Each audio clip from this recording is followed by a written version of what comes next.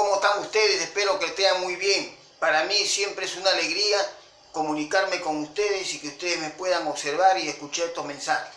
Mi propósito es, hermano, que ustedes conozcan a Dios, que sepan qué calidad de Dios tenemos, cómo funciona, qué es lo que hace, por qué se comporta así con nosotros, cómo nos aconseja, cómo orienta nuestros pensamientos, nuestras obras y cómo quiere que nosotros nos comportemos para tener una ciudadanía linda, hermosa, bella, ¿no? Con mucho cariño, con mucho amor.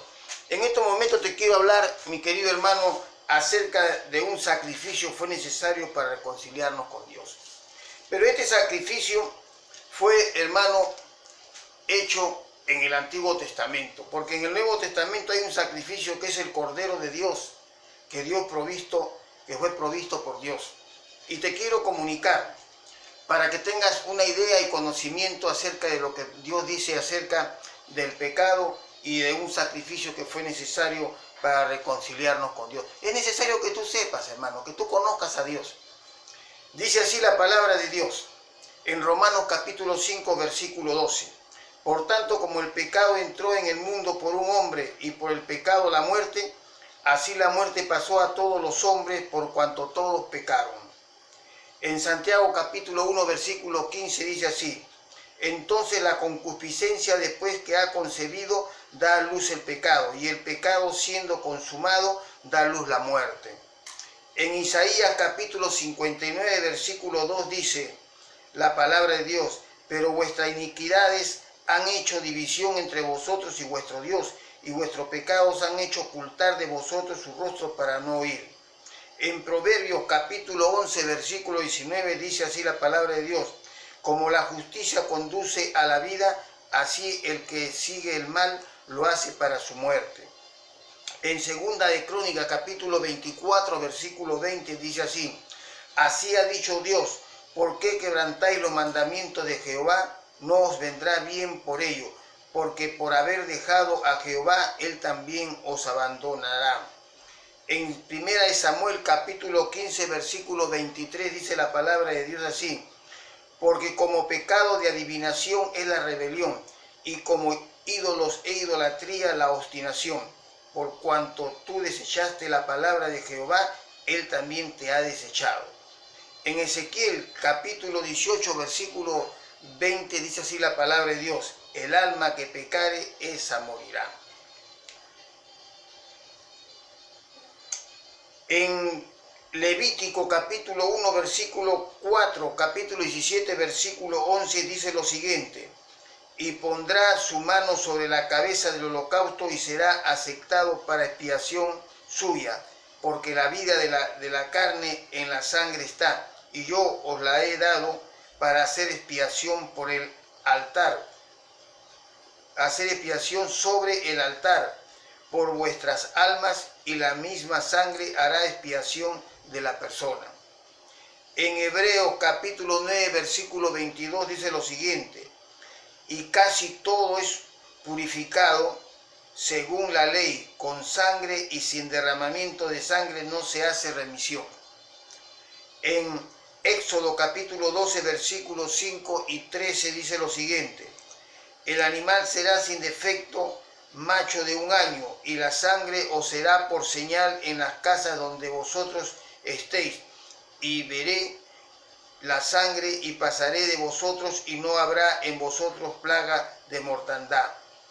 En Génesis capítulo 22, versículos 8 y 13 dice lo siguiente: y respondió Abraham: Dios se proveerá de cordero para el holocausto, hijo mío. Entonces alzó Abraham sus ojos y miró, y he aquí a sus espaldas un carnero trabado en un zarzal por sus cuernos. Y fue Abraham y tomó el carnero y lo ofreció en holocausto en lugar de su hijo. ¿Qué es lo que nos está queriendo decir acá, hermano? Antiguamente, cuando tú pecabas, los judíos, para expiación de sus pecados, llevaban un corderito de 1 añito, sin defectos, y lo sacrificaban, y su sangre era rociada en la persona, y sus pecados eran expiados. Pero los judíos lo habían tomado ya como una costumbre. lo hacían cada rato. Ya era un mecanismo, ya no era por fe, no era por amor a Dios, sino por un mecanismo para ellos salir rápido del problema del pecado. He aquí que cuando Abraham iba a sacrificar a su hijo, el Señor lo prohibió. ¿Por qué? Porque el Señor no le gusta el derramamiento de sangre humana, porque en la sangre está la vida. Y el Señor lo detuvo y Abraham volteó y vio al cordero que estaba ahí y lo sacrificó. Pero ese es en el Antiguo Testamento.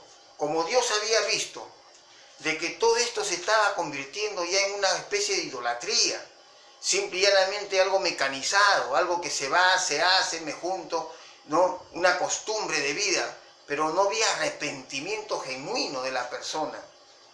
Entonces, el pecado había hecho una separación de Dios del hombre, o sea, el hombre de Dios. Y por lo tanto, como el pecado era una cosa mala para Dios, porque el pecado lo había esclavizado al hombre, lo había convertido en como un sistema de drogado que dependía siempre del pecado para seguir adelante. El pecado trae desobediencia, el pecado trae problemas, el pecado trae situación mala, perversa. Es utilizado de tal manera por este demonio para conseguir tenerlo siempre soyugado a que obedezca lo que él quiere, pero no lo libera. Pero Dios no, en su infinita misericordia y amor, Él quiso liberar al hombre. ¿Y cómo lo hizo? A través de su misericordia, a través de su amor. Él quería que el hombre tenga comunión con Él. Él quería que el hombre venga y converse con Él y demuestre, ¿no?, su deseo de tener comunión con Él. Entonces, he aquí que se prepara la otra parte en que Dios envía al Cordero de Dios que quite el pecado del mundo, que es Jesucristo. Y este es otro relato que es para la próxima clase. Y como te vuelvo a decir, mi deseo es que tú conozcas a Dios, que sepas cómo Dios trabaja, cómo Dios funciona, cómo Dios está siempre pendiente de lo que pasa para poder hacer algo y corregirlo y enseñarte de qué manera tú lo puedes hacer. La Biblia es un libro que es útil para enseñar, para instruir, para corregir, pero que todo se haga en justicia, para redarguir. A través de la Biblia nosotros vamos a encontrar la manera, la forma en que debemos encaminar nuestra vida para dar gracias a Dios, para que Dios se sienta feliz de nuestro comportamiento. ¿Y sabes por qué Dios se siente feliz de nuestro comportamiento? Porque vamos a ser feliz nosotros, a nuestra familia, a nuestros amigos, a nuestros allegados, con nuestro comportamiento. Vamos a dar ejemplos de vida que van a ser imitados por otros, para ellos también tener felicidad. Pero mi querido hermano y amigo, si tú no te dedicas a estudiar la palabra de Dios, ¿cómo vas a ser orientado? No puedes tú ser orientado. Pero cuando tú estudias la palabra de Dios, tú aprendes lo que Dios te está enseñando y lo que Dios quiere que tú aprendas para que seas una persona correcta, una persona que busca lo mejor y que quiere lo mejor y que deseas vivir en armonía, en paz, que quieres tener también toda una familia que sinceramente sea de ejemplo. Nuestro Dios creador ha anhelado siempre, mi querido amigo, comunicarse contigo, conmigo, y lo ha hecho por los siglos, por las páginas de este hermoso libro que es la Biblia, invitándote a ti y a mí a tener un encuentro personal con Él. Él no quiere tu muerte, no, porque Dios sabe que en el infierno te vas a podrir ahí, te vas a quemar y nunca vas a morir, vas a sufrir. Eso no quiere Dios. Por eso es que Dios nos dice en su palabra, yo no quiero la muerte del impío, sino que el impío se vuelva de sus malos caminos. Y le dice, volveos de vuestros malos caminos, porque si no moriréis. El pecado es una ofensa a Dios. Cuando tú pecas, Dios se entristece, se siente dolido, porque tú eres su creación, tú eres a su imagen y semejanza. Y Él te ha dado un libre albedrío para que tú decidas cómo vivir, qué hacer.